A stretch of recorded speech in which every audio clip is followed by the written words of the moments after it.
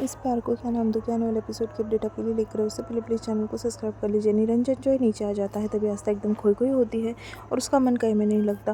फिर बाद में फूल जो है वो डालने के लिए कहते हैं, तभी आस्था का हाथ जो है आगे नहीं बढ़ता। वो निरंजन को देखकर एकदम से घबरा जाती है। श्लोक आस्था वहाँ पर बैठे होते हैं। अंजलि जो है एकदम हंसते वापस से नीचे आ जाती है और ऐसा दिखाने लगती है कि कुछ हुआ ही नहीं है। आस्था की नज़र बस अंजलि के ऊपर होती है। निरंजन उसे काफ़ी गुस्से से देखने लगता है। पूरी विधियाँ पूरी होती है, तभी सोजल का नाम लेते हैं। उतने में सोजल जो है घर पर पहुँच जाती है और वो जो देने की रस्म होती है सबके सामने जो है वो कर लेती है। फिर वहाँ पर जो है वो बच जाती है अंजलि।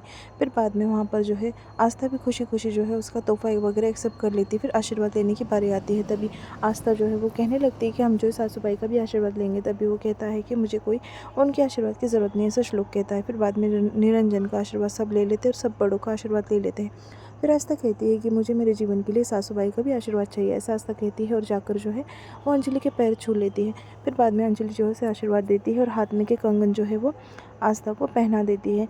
अंजलि जो है वहाँ पर खड़ी होती है। फिर श्लोक जो है उसका आशीर्वाद नहीं लेता। आस्था को काफ़ी बुरा लगता है। आस्था को पता चल जाता है कि असली गुनहगार कौन है। दूसरी तरफ जो है ज्योति की काफ़ी केयर कर रही होती है आस्था की माँ, और उसे फ़ोटो वगैरह दिखाती, वीडियो वगैरह दिखाती है। ये सब कुछ देखकर ज्योति काफ़ी खुश हो जाती है और थोड़ी इमोशनल भी होने लगती है कि मैं अपने घर वालों से कब मिलूँगी। फिर बाद में निरंजन से बात कर रहा होता है। दूसरी तरफ आस्था जो है एकदम परेशान बैठी होती है और निरंजन के बारे में सोचने लगती है कि वो कितना टॉर्चर करता है अंजलि को।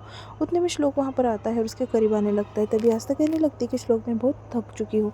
ऐसा कहकर उसे अवॉइड करती है और कहती है कि श्लोक, फिर बाद में श्लोक कहता है कि आस्था तुम इतनी परेशान नज़र आ रहे हो, कोई बात है क्या? तभी वो कहती है कि नहीं श्लोक। ऐसा कहकर उसे अवॉइड करती है और अकेली वहाँ पर थकी बोलकर मतलब सोने लगती है, बैठ जाती है।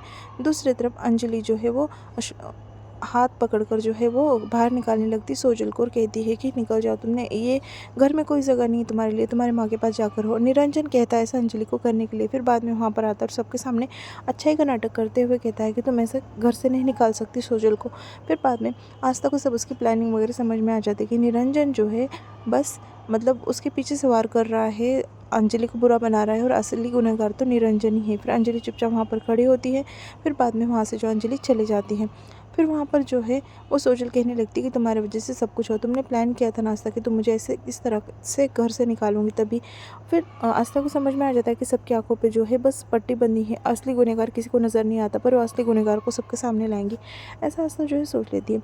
दूसरी तरफ खाना परोसा जाता है, तभी वहाँ पर सिद्धार्थ होता है, वो खाने की काफ़ी तारीफ़ करता है। फिर बाद में उसे कहा जाता है कि खाना जो है ज्योति ने बनाया है। फिर ज्योति को देखने लगता है। दूसरी तरफ आस्था बस परेशान होती है और फिर बाद में अंजलि के पास मतलब जाती है और बात करने की कोशिश करती है।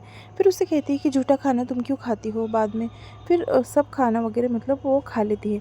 दूसरी तरफ सिद्धार्थ जो है वो सोचता है कि वो जो है वो रोशनी यानी ज्योति को सब बात बता दे उसके दिल की, और बाद में जो है वो दूसरी तरफ वो खाना नहीं खाते आता, उसे अच्छा नहीं लगता अंजलि को, फिर भी वो उसका झूठा ही खाती है। तभी वो कहती है कि बरसों से चली परंपरा है, आस्था को ऐसा कहती है, और तुम भी इससे सीखो, अपने पति का झूठा ही खाते हैं।